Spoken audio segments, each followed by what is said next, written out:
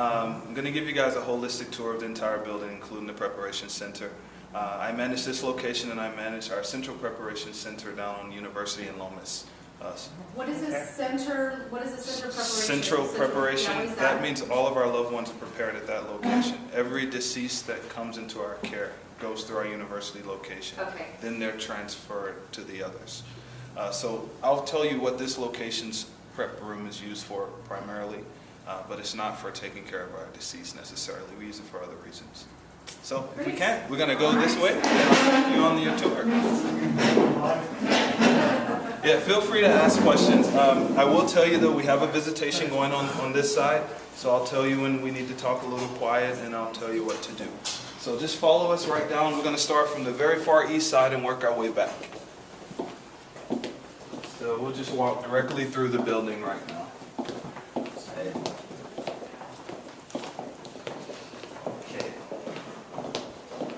So let's go right around and go through this far door here if we can.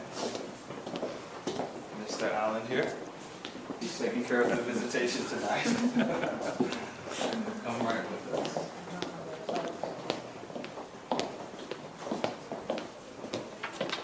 Okay.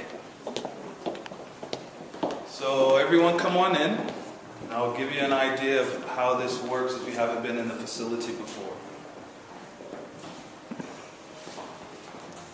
Okay. So out of our 5 mortuary locations, this is the largest funeral home location that we have. The chapel that you see here seats approximately 200, you can come in, seats approximately 250 people. And then we have overflow here that's mic'd so you can hear everything that goes on out here as out in the foyer. So typically what happens if a family chooses to have a service in our chapel, we have a staff member here to greet them at the door, or we may have a staff member there where you saw Mr. Lowry. And we make sure the family's greeted and we make sure that everyone's comfortable knowing that they're in the right place first. And then we may give them a service handout and have them sign a guest book. And typically the family's already in. They may sit on the left or the right side depending on their religious belief. But this is our chapel and this is where we have services typically.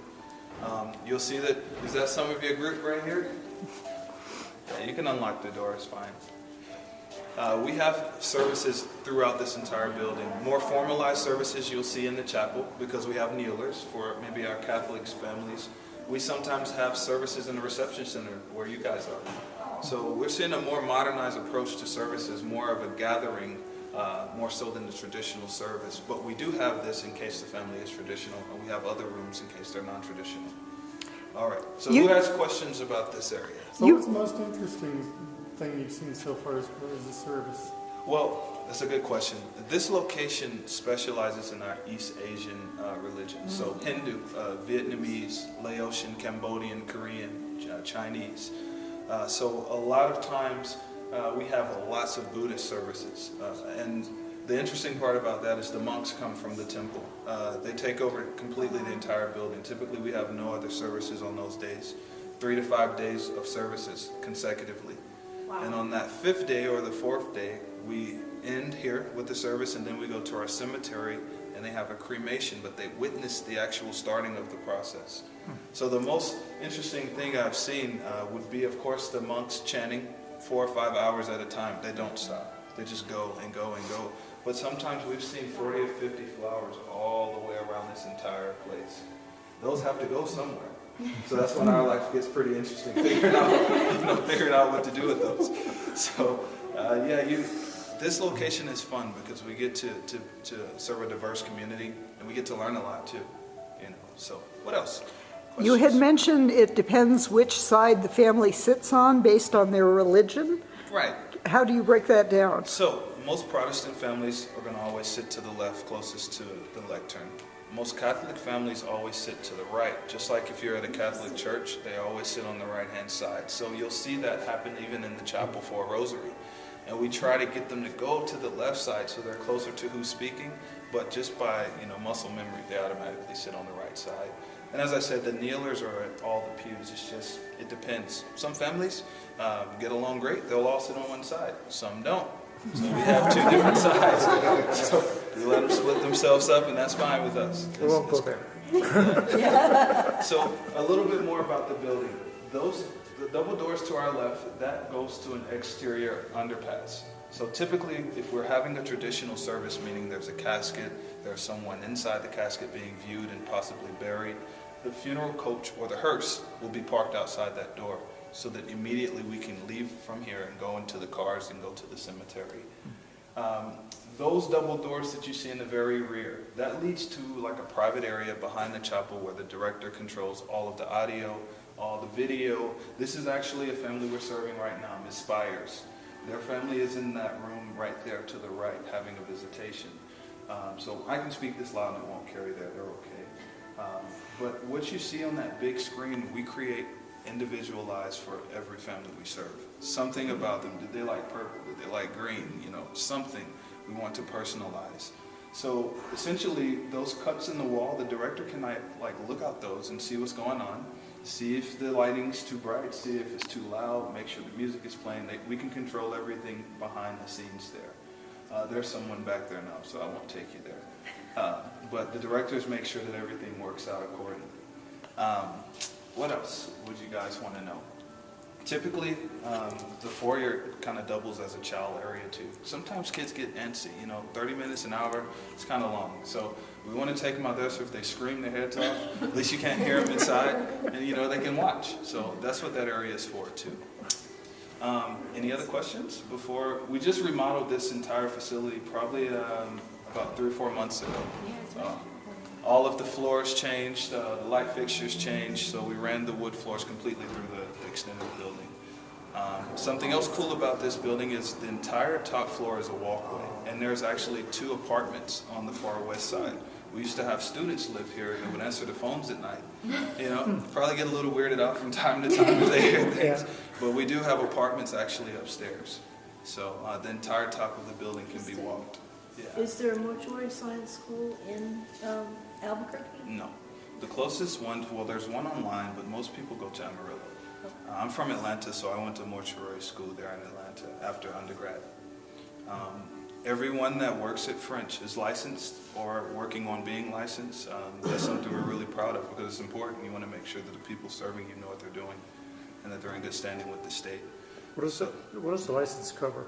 So there's 2 licenses that you can get. Well, actually 4.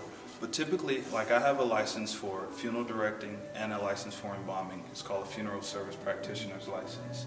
Just below that, we have a funeral service intern. So that person can actually meet families. They can actually pull together the arrangements. They can actually do the preparation process, but only under the direct supervision of a licensed practitioner. So how do you get to that point? Mortuary school is typically 18 months. It's an 18-month process. You go through, you have to take a national board examination. It's about 5 hours long. It's pretty intense. You have to make 75 or better. If you make 74, you fail. So it's very serious in that aspect. My background is in biology and chemistry. So that cut time, I only went to school for like 8 months because I had already did the other parts. So I have 2 licenses there in Georgia, and then I have 2 licenses here in New Mexico. So that's essentially how it works. The longer you have your practitioner's license, then it's like the more clout you have to be able to do more things, and then you become certified funeral service practitioner. It's a good question. Anything else about the chapel before I continue on? Do you always have a body here when there's a service, or sometimes is that not? Well, it depends. That's a great point, too, to bring up, because there is no norm anymore. Years ago, you would go to the funeral home, it kind of was weird, it's like a cellar, the people look weird, and you would typically have a deceased there that everyone would pay their respects to, and then you have the service or what have you. There's many, many times where the loved one isn't being cremated, but the family doesn't want to see them here. So we may have them in the side room there, so if people want to actually pay their respects, they can. Sometimes we won't have the deceased at the service at all, which turns it into a memorial service. So there is no norm anymore. That mold has been broken, and we pretty much are here to take the wildest imagination of a dream and bring it to the funeral home and make it happen. Have you ever had a deceased put into an unusual position, like sitting or standing? Yes, or laying on their stomach, or laying on their side. Some of our Muslim families, they must lay on the side facing Mecca. They must be in a casket that is natural, and there cannot be any type of outer burial enclosure to keep the body from its natural degradative processes. We've had families that, for example, if a mother passes away, we had a mother that passed away and had a little baby. She was postured holding her baby because they both passed away. So we're able to do just as much as the law will let us do. In some other countries, Italy, some parts of Central America, they've actually postured deceased like on motorcycles or standing up or all types of very, very cutting so like edge. taxidermy, but with humans. With humans, they're really, really like strongly embalmed with really strong chemicals. And you'll see it. You can Google it. They actually have people postured on the motorcycle. He's deceased. He's embalmed. But that's starting to come up now towards. It's coming through New Orleans more. You see it in places like New Orleans, really progressive areas that do things a lot different. Albuquerque's pretty conservative with that still, so you won't see French doing much of that right now. But who knows what happens in 20 years? So that's a great question. So, anything else? Anyone else? Yeah, Okay. this might sound strange, but can anyone come to the services, or, I mean, how does that work if you, like, if I want to find out about different kinds of services, can I just show up, or is that? So, the question of the morbidly curious. Oh, yes. It happens all the time. Anytime you make something public knowledge or an obituary notice or it's online, you're welcoming anyone that has access to see that. So yeah, we have people that just show up. They don't know the family. They don't know the deceased. They just know there's a funeral at French. So I'm going. So yeah, you'll see people come and just sit in on the back pew, and then they'll leave. And after a while, I saw that lady last week. And I saw her the week before that too. She doesn't have that many friends. So, That's how I did my 30 funerals in 30 days. Yeah. so, yes. It was you. We don't stop anyone from coming unless there's a problem in the family. And the family says, hey, I don't want this person here. We can't tell them they can't come in because this is a public facility. But what we'll say is, the family has asked that you please just give them a little time and not attend. And that's kind of awkward. But no, if there's an obituary published or something put online, it's open season, which is why we never put that we're having a reception in our facilities in the paper or online, because we do get just random people coming in. And if they dress up, I've heard of the strange people that always want to come to a child's funeral. Yeah, we have that too. Yeah, we That's just surprised to see memorialize. obituaries for children here in the paper. Yeah, people, and I use the term morbidly curious, but that's a real term. That's what it is. People want to see, especially if, depending on the manner and the cause and the nature of the death, they really want to see what happens after a person comes to the funeral home versus how they were when it happened. Mm-hmm. They want to see the transformation. Mm-hmm. Sometimes it helps them actualize the reality too. So, all right. You guys have got good questions. That's awesome. All right. So we're going to make our way down this hall. We hide chairs and things like that in here, overflow chairs. So that's why it's strange full bodies. I'm going to take you all into two different sets of rooms. Now, these rooms are called viewing rooms or visitation rooms. They're smaller, more intimate settings for families to receive support. Just like the visitation we have going on there, I'm going to show you what the rooms look like. So we'll come right into these rooms. This entire hallway is just visitation rooms. So when you come right in, so much smaller than the chapel, much more intimate and closed than the chapel. Typically what you see, I'll wait till everyone comes in. The music is linked throughout the entire building, except for the reception center. It has its own music system. So in these small rooms, or visitation rooms, or family private viewing rooms, typically the deceased is in the area under these lights. These are called cosmetic bulbs. And what they do is they enhance the cosmetics that we use. We use a very specific type of cosmetics on our loved ones, a mortuary standard chemical mixture of cosmetics. The blue and the red actually bring out the chemicals that are inside the cosmetic and make the person look a bit more alive, a little bit more radiant. So it gives like the natural glow back to you. But as soon as we remove our loved ones from under these lights, Sometimes you'll see the fluorescent will bleach that, so we have to be very careful the mixture that we use. So you'll see that all of our rooms have those, and that's why they're set up to create a certain ambiance in the room. I want a black light. You want a black light? You can see all the lead on my pants. A situation where you put cosmetics on somebody and the cosmetics just didn't show right. Yeah, and then we adjust the lights to make them look Oh, better. okay. So all these lights are on dimmer switches. So depending on how you want it to look, bad enough you can to make turn it. them off. You can really change bruising, shadowing. You can change all of that with the combination of the lights. The cosmetics are going to be what they're going to be, but you can always change the way it looks. Yeah. The partition that you all see here gives us the option to make the rooms even smaller. Or, for example, if we're serving, let's say we have 8 services, 10 services going on at the same time, this gives us the option to have smaller settings all down this hallway. So there's 3 sets of these rooms. Each room has a partition where it can be divided. So essentially, 2 deceased can be here, 2 separate families can be in the same setting at the same time, but have their private space. So that's the cool part about these. Any questions about what you're seeing right now? Or why it's set up the way that it is? Because you'll see that it's very symmetrical for the purpose of being able to have the same thing twice. So on the TVs in here, is that also just customized to whatever? Depending on who's here, we would build a screen or a stationary drop-down, or we call it a drop-down screen.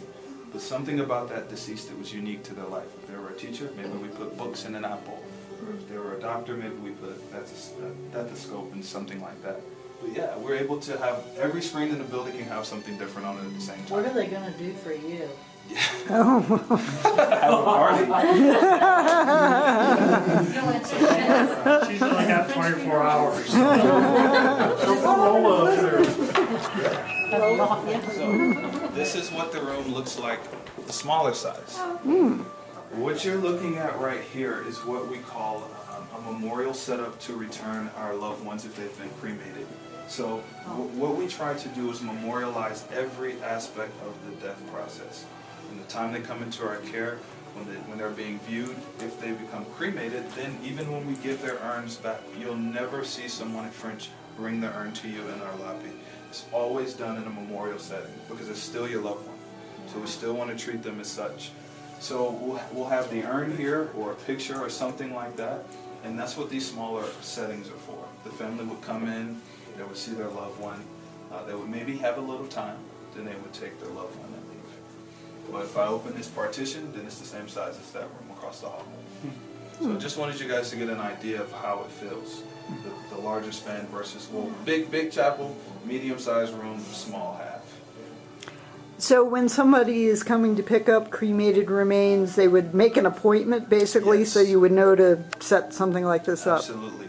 So the cremation process is a 5 business day process. Every day we contact the family for something, just to say, hey, we're thinking about you. Typically though, by day number 4, we've gotten all of the paperwork we need to have together. We've gotten all the authorizations together. We're ready to take your loved one to the crematory, and we let the family know, okay, your loved one should be back tomorrow by 2:30. Do you want to come see us at 4? They'll say yes. By the time they come, everything's already ready for them. So there's not a lot of lag time. We don't want our families to ever wonder what's going on with their loved one. We want to be proactive and communicate as much as possible with that. And this helps bring a nice finality to everything. If I don't choose an urn, or if maybe I'm really crazy and I choose a biodegradable urn, do you? I lost it. Never mind. Well, I can kind of go off of that a little bit. Okay. The thing is with our families, so let me take it all the way back. When your loved one's cremated and at our crematory, and then our staff brings your loved one to me here at the funeral home, your loved one is in a plastic bag box, and then in a cardboard box. Okay. We would never give that to someone. Okay. That would degrade your loved one's dignity. We would never do that. Yeah. So we would either have the family purchase an urn from us or bring in some type of container with a lid that could be used as an urn. If they don't have the financial means or they don't have what it takes, we'll give them something. We would never send your loved one home in a cardboard box. It's just not our policy. I once picked up some cremains in a blue plastic Yeah, box. hard plastic. Yeah, a hard plastic That's box. what we will get. Yeah. I put it on my receptionist's desk and she thought she had candy. Yeah. That was pretty funny. Yeah, we use those now. They're called plastic mailing containers. That's what we, Yeah, that's right. what we send And our so loved that ones was in the mail. that was my other question. What about if I need to take my loved one somewhere on a plane?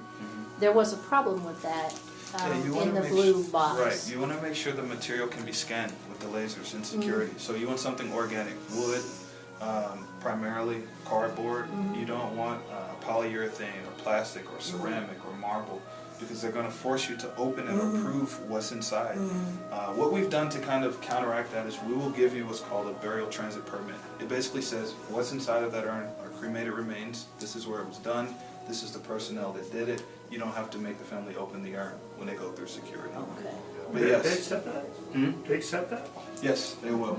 As long as you have the documentation. If you don't, you might as well start. Do you need a getting- death certificate too? You don't I would necessarily assume? need a No? death certificate, just a copy of the cremation permit and then the burial transit permit. Which What does we the permit cost? the cremation permit costs $150. The burial transit permit, nothing. We give that at no fee. Do you ever provide a service alongside the cremation? Absolutely. So we have 3 different offerings for cremation here. Many families choose to have a traditional aspect, so their loved one's embalmed, they're dressed, they're placed in a casket. You have a traditional service at our chapel or church, and then instead of your loved one being buried in that casket, they're cremated. That's called traditional service with cremation to follow. Then some other families say, hey, we don't want that part, we kind of just want to have mom in an urn and then have a service. So that's called a cremation with a memorial service. Then there's other families, a small amount, that say, I don't want any type of services at all. That's called simple cremation or direct cremation. And we simply assist the family with the cremating of their loved one's remains and death certificates. So depending on how involved you want it, we can do any of those or mix them. Yeah. So for example, the Vietnamese families, as I was saying, they will have the traditional aspect for several days, but then at the end, they will cremate their loved ones because they have to release their spirit. And that's the way to do it. So, yes, and yes. All right. So, yeah, I'll take you, let's see, I'll take you around.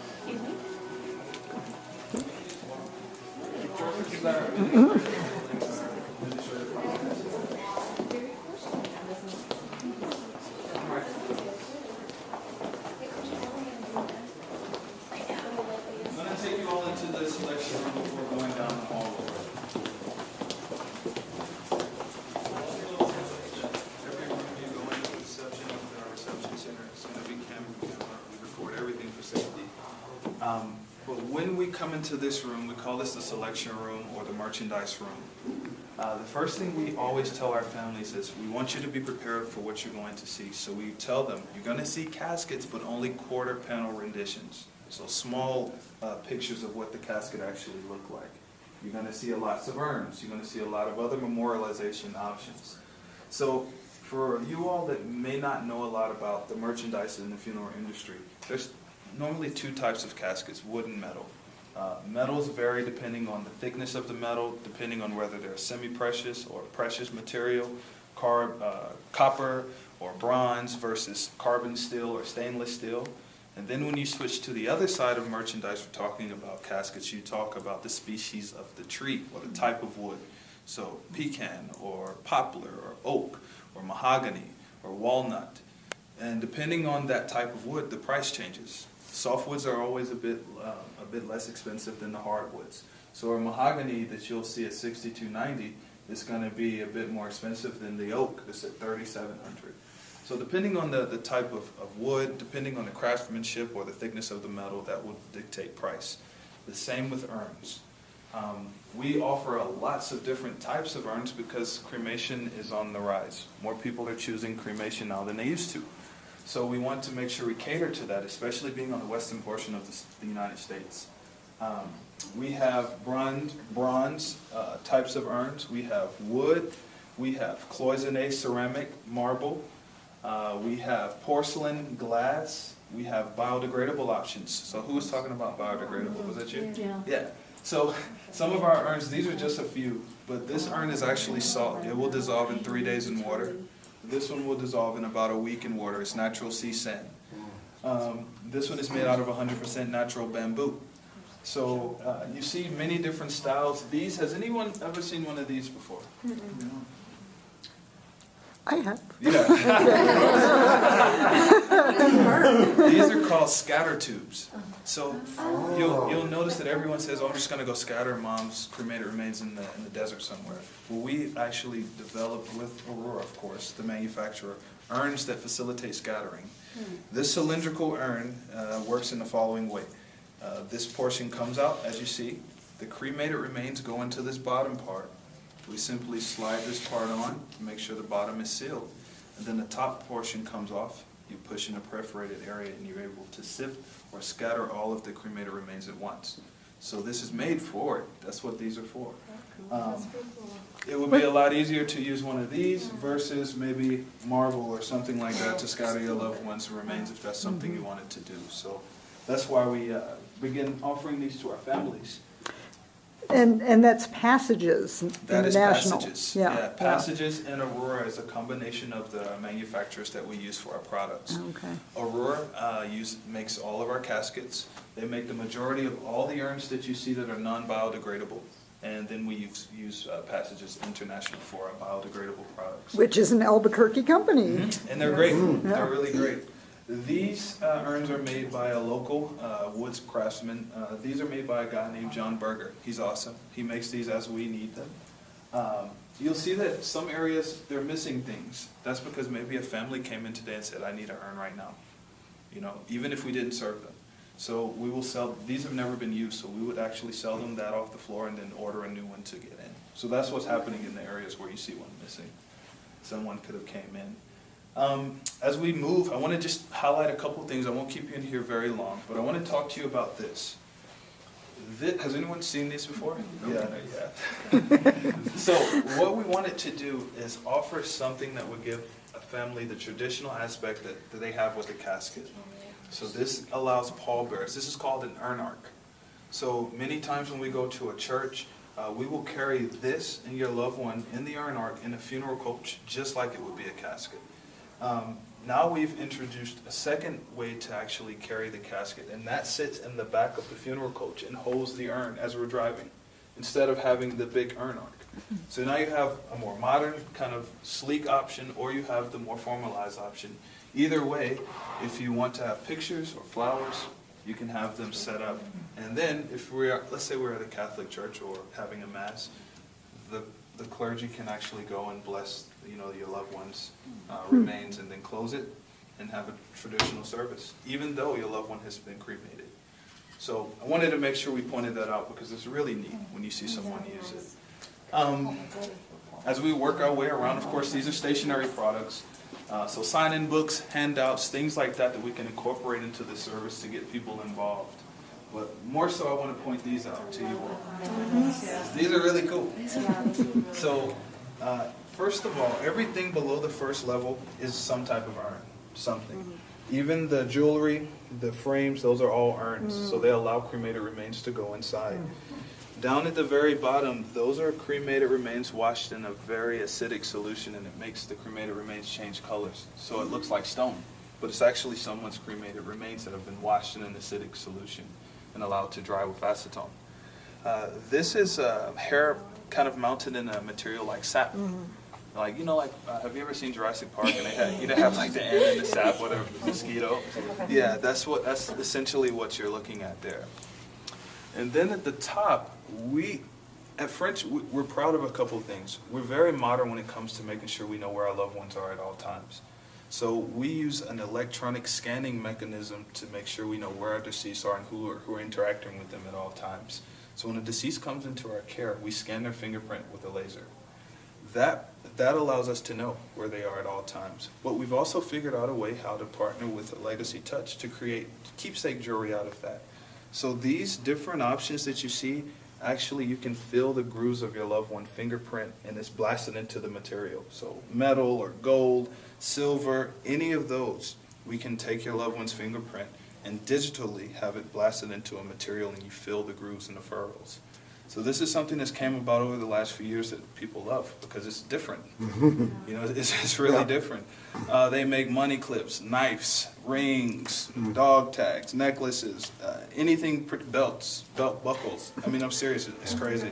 Ankle bracelets, anything you can think of. So I just wanted you all to know what's out there. Because we always try to be on the cutting edge of whatever's happening in this industry. We want to be leading it, not from catching up. Well, you're doing a little bit more than trying, aren't you? You guys are doing it. Yeah, we're trying. We're trying to stay close on it. Yes. What about the interior of the?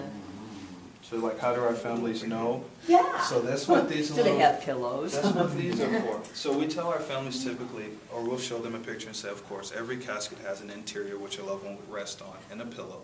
And this gives you a feeling of what the material looks like and what it feels like.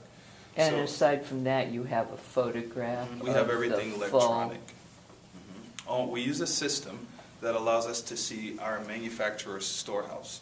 So we can see up to 70 or 80 different caskets at the same time and tell whether they're in stock or not. So if a family comes in and says, hey, I kind of like this one, but do you have anything else? I'll take them across the hall to our arrangement room, and I will pull up that system. And then they can see what the actual casket looks like. I can zoom in on it. They can see the craftsmanship if they want. But that's a great question. Typically that comes up in the arrangement, and we tell them, okay, if you've never done this before, if you've never seen a casket, this is how it's constructed. And then when they come into the room, it's like it all comes together. They're like, oh, I get it.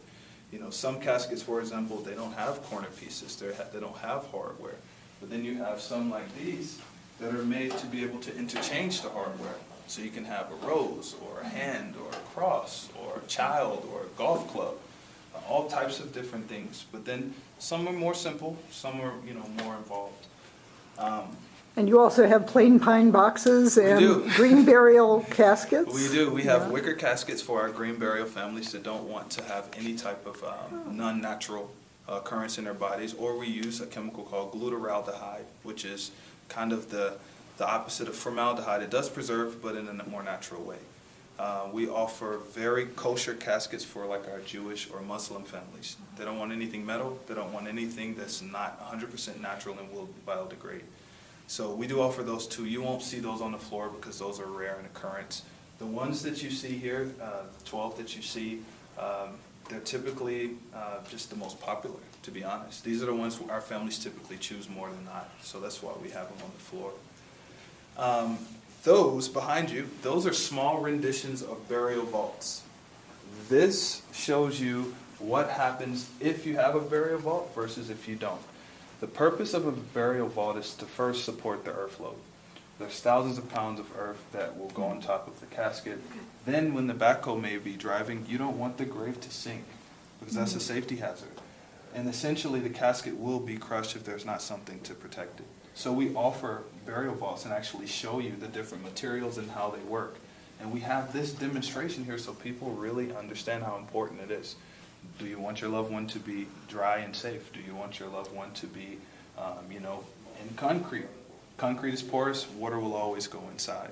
So we offer steel, which is created with the whole idea of never letting your loved ones get wet, be exposed to any elements. So these are actually like 90 to 120 inches. These are huge. We just show small ones. So they look like little bread boxes, but they're huge. Yeah, they're really huge. And then, of course, we have our veterans section.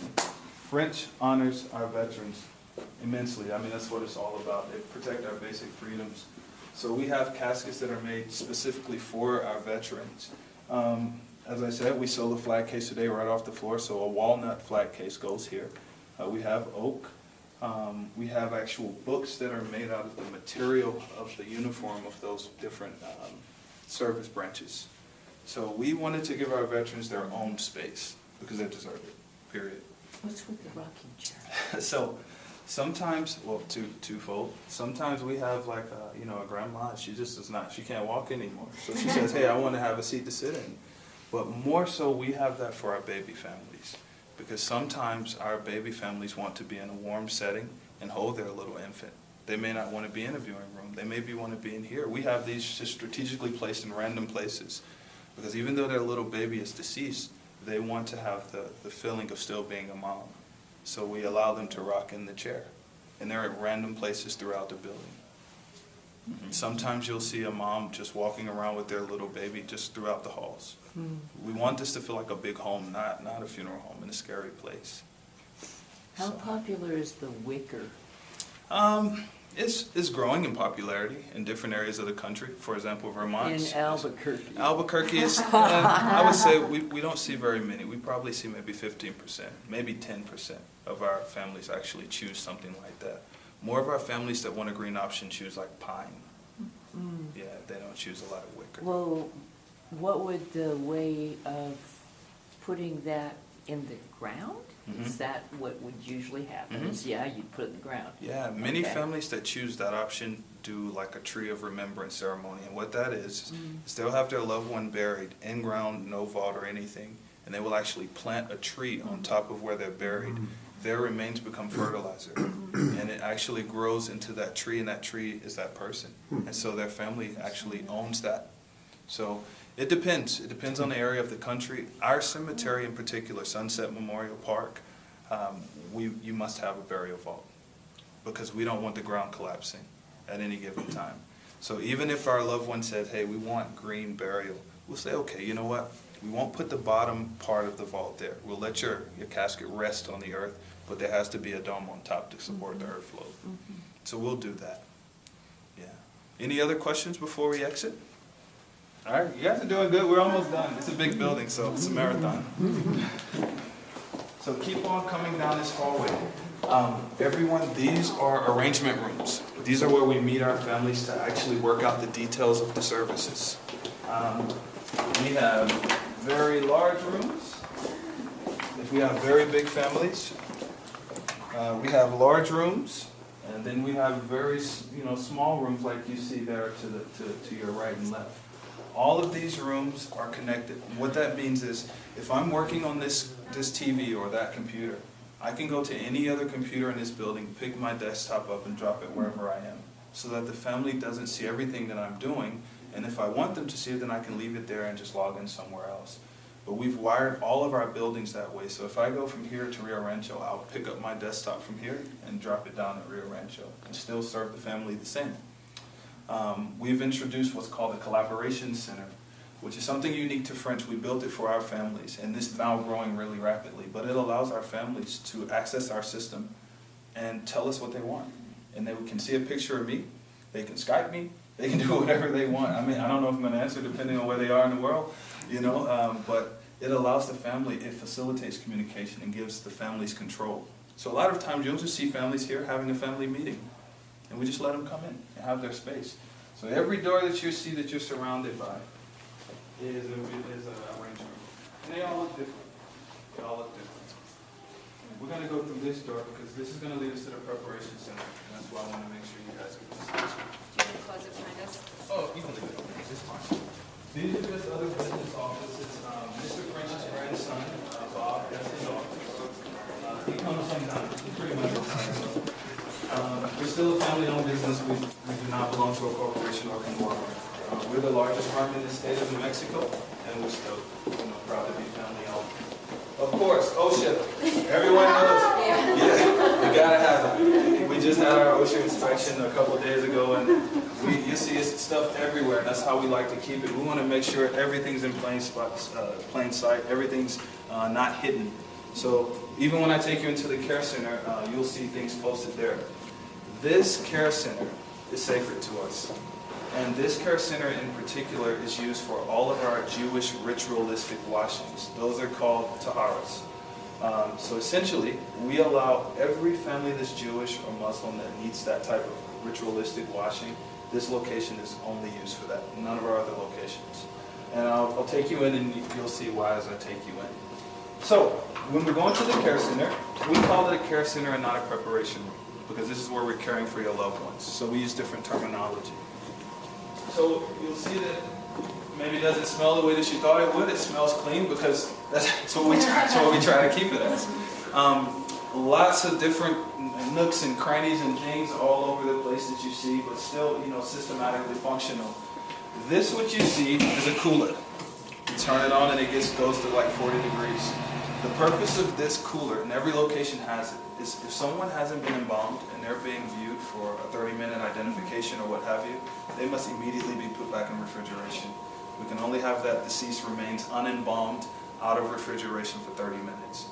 So we have a refrigeration unit at every location. Is that a law or? That's a state law. Okay.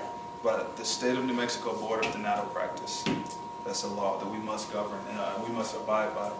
Now, you'll see that this one is small, so one deceased at a time.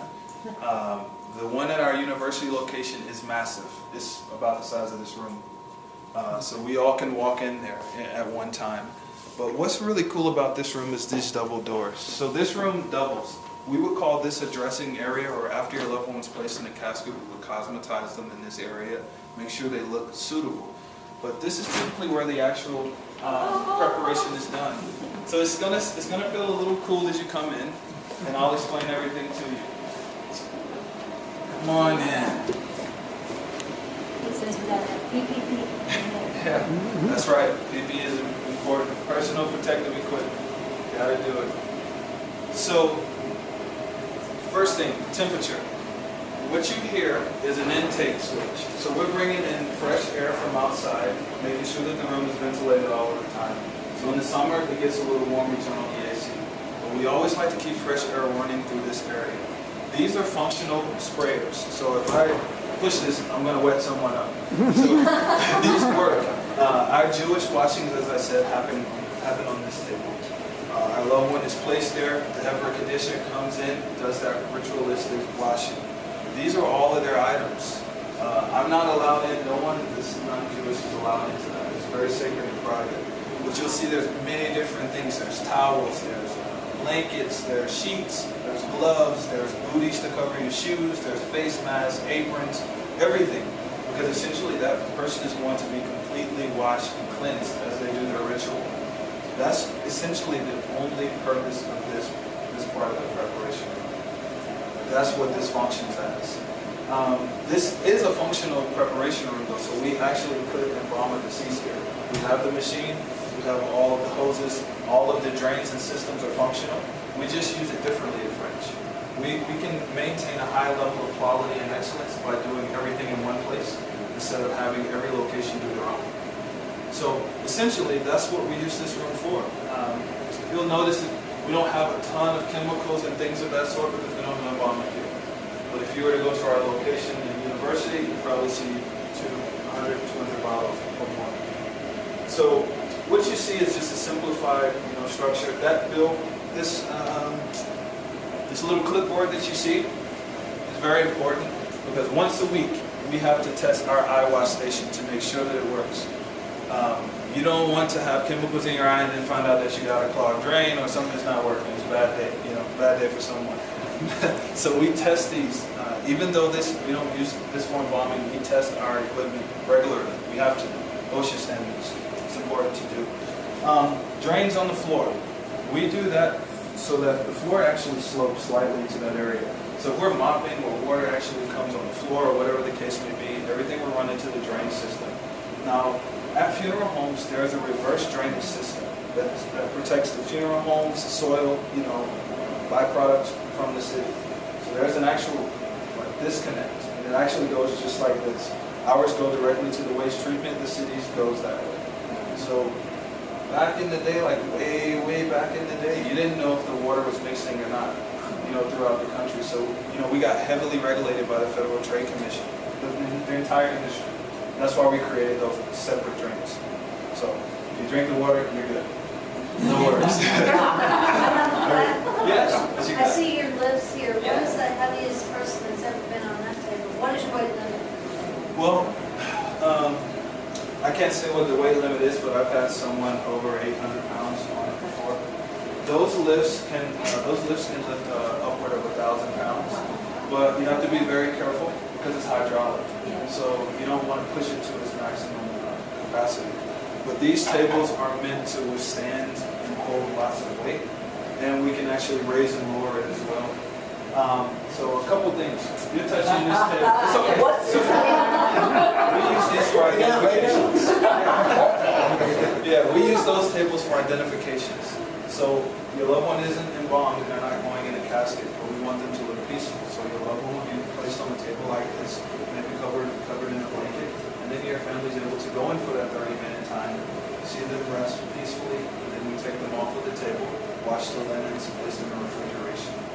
We normally don't use a lift for a cremation family, but if the deceased is sizable, we will. We don't want to throw our backlash or anything like that. The little casket that you see up top is just a sample of a child casket. We're able to get caskets from 12 inches to 24 inches, 18 inches, 36 inches, all the way up to the standard size. So we keep that back here. One of our locations in particular actually has a child display with baby casket and infant caskets. We don't show that here at moments because that's typically not our clientele. Have you ever had a deceased wake up here? No.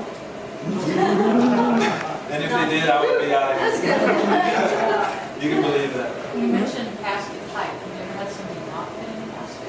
Yes. Well, it wasn't that they didn't fit. It's just they were not standard size. We call that oversize. So basketball players, people that are 7 foot tall, or sumo wrestlers.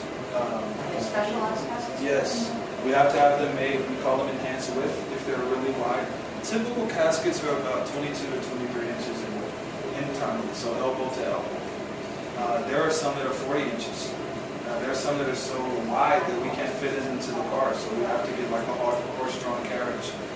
There are some that are so long that they can't fit into the funeral coach. But those are rare. But we have to get those caskets specially made. Are you not seeing more bariatric than maybe 10 years ago? You're not seeing more bariatric needs than you did 10 years ago? What do you mean by that? Oversized, people too big for caskets? We're definitely seeing more. And that's a holistic situation that we're seeing across the country. Sorry, Kevin. My bad. But yeah, you see that. We see a lot more child obesity. Yes. Yeah, a lot more child obesity, and that's a challenge because it's not normal for a child to die. So the manufacturers are really, kind of rigid with what they will supply. But as you see child obesity increase, they begin to loosen their restraints too. So yes, unfortunately.